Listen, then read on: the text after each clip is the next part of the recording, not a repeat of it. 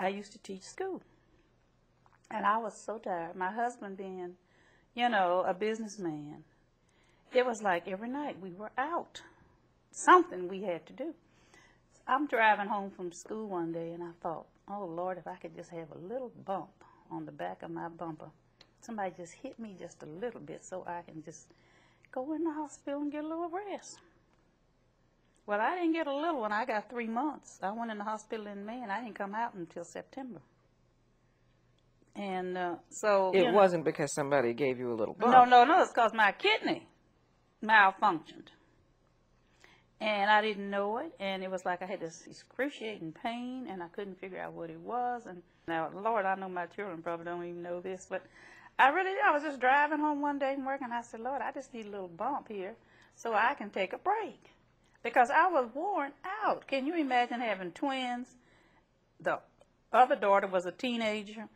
My husband, who was so busy all the time and involving me in everything, his uncle was still living. Uncle Calvin was, who was running the business, and Uncle Calvin's wife died in 1949, and Uncle Calvin had me as his official hostess. Like, for instance, when he would serve dignitaries, every evening he had a housekeeper, and he would, by 3 o'clock in the afternoon, I'm still teaching now.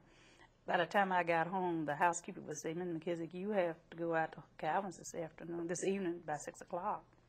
So I would get a little nap and then get up and go out and, sit at the other end of the table and be this hostess for him. And, of course, my husband was always there, and then get up the next morning and be ready to leave to go to teach school by 7:45. Did you not want to stand up at some point and just say to everybody, no? I didn't have enough sense to say no. I do now. But I've always been one of those type of people that just wanted to try and help the world. But you can't. I mean, you can't do it all. And I tell you, I'll never forget my husband one time saying to me around 9 o'clock, Lee, you're going to have to go to the airport.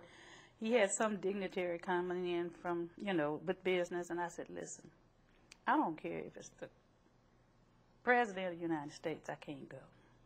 And, of course, like 2 days later, I'm flat out in the bed in the hospital.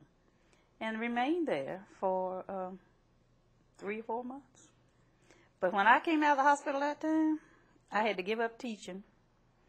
I had to concentrate on getting my health back where it was. And, I mean, it happened to me at a good time because I was in my 30s. I had these little twins, and, I thought, God, I got to be able to take care of them.